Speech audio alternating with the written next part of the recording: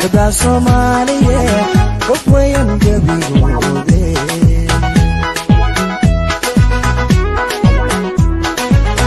habla geeska Afrika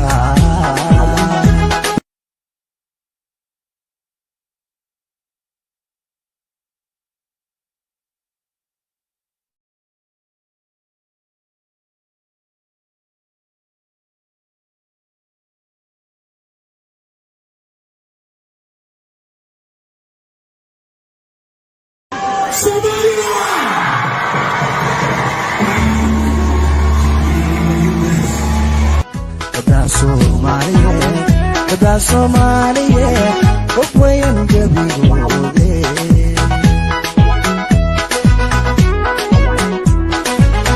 habla geeska Afrika